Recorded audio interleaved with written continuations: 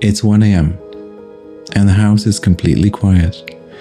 You aren't physically hungry, but you find yourself standing in front of the fridge, staring into the cold light, looking for something. You eat until you're physically full, but emotionally you remain empty. You aren't broken, and you don't lack willpower. In Chinese medicine, we have a very specific name for what you're experiencing in that moment. It has nothing to do with calories and everything to do with a loss of identity. We call it the broken bowl. Today, we're going to look at why you feel empty and how your body physically stores that void, and why trying to fix it with a new diet is like putting a band-aid on your destiny. If we haven't met, my name is Octavian. I am the founder of Karmic Acupuncture.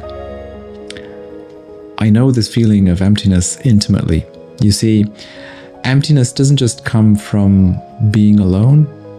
It comes from a profound inability to connect to your environment, even when the people around you love you.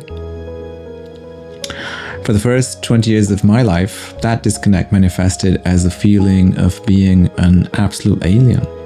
I was born in Romania, just before the fall of communism. My family had no connection to Asia or Eastern philosophy. Yet, from the age of 10, I had this overwhelming, heavy sensation that I'd been dropped onto the wrong continent. I didn't belong in my culture. I didn't belong in my surroundings, or at least that's what I felt.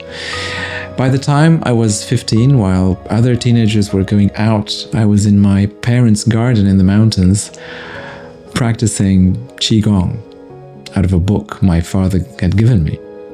And I remember watching documentaries of young children in Asian monasteries and feeling a deep, frustrating envy.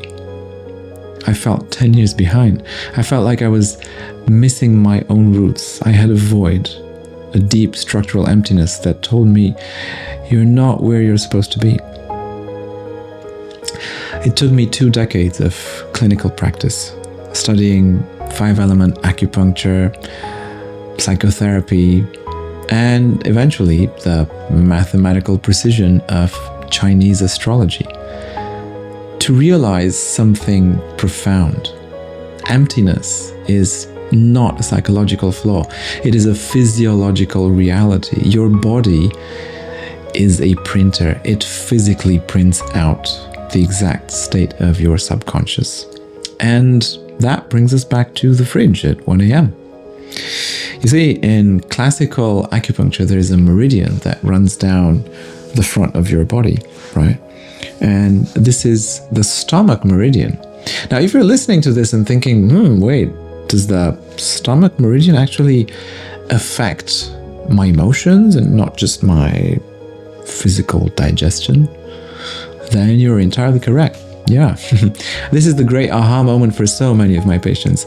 We're conditioned to think of the body as just meat and mechanics, but our organs and our meridians don't just process physical matter, they process our mental, emotional, and spiritual reality as well.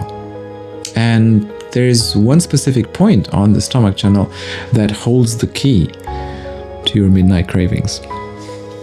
It is stomach 12. Its classical name is Chur Pan, which translates to the broken bowl. It's right here, located right here, in the hollow above your collarbone. Imagine a beautiful porcelain rice bowl. Now imagine a crack in the bottom of it. No matter how much you pour into that bowl, food, relationships, money, validation, or Instagram likes, it leaks out. The bowl remains empty. Why does the bowl break? Because in Karmic Acupuncture, we understand that the stomach governs your emotional nourishment, and by extension, it governs your integrity. Specifically, your ability to say no Without integrity, we cannot connect to the things that truly nourish us. When you cannot set boundaries, when you say yes to your boss, yes to a toxic partner, yes to a family that drains you, you fracture your own integrity.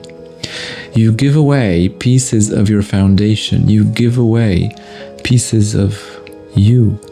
You become that broken bowl. And so, at 1 a.m., your spirit is starving, but not for food. It is starving for self, because the mind is too tired to process the pain or losing yourself, and it sends a simpler signal to the brain. We are empty, go to the fridge. Now, if you go on social media, someone will just tell you to massage this point for 3 minutes a day to cure your binge eating. I will never tell you that. Acupuncture is not a magic trick. It is a profound surgical intervention. If you artificially close that void without understanding the karmic blueprint that created it, you will trigger a massive healing crisis. That void is currently protecting you from anger you aren't ready to feel. There are no quick fixes here, but there is awareness. Right now, wherever you are sitting, I want you to take your opposite hand, place 2 fingers gently into the hollow above your collarbone. Don't press hard, don't massage, just rest your fingers there. Close your eyes. Feel the physical hollow. Feel the bowl. And now, with your eyes still closed, I want you to ask yourself one question. Where in my life am I leaking my integrity? Who am I failing to say no to? Just sit with that truth. Acknowledge the leak.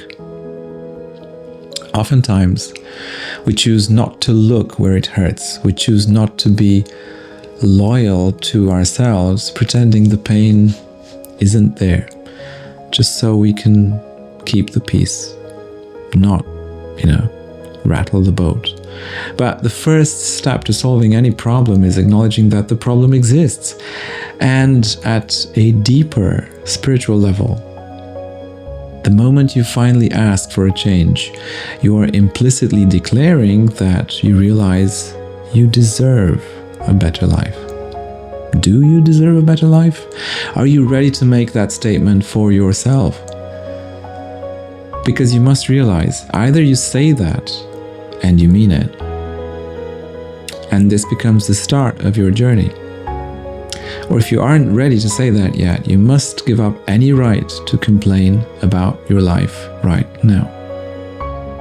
Until you make that choice, though, your body will continue in its silent protests against the crime of you ignoring your soul.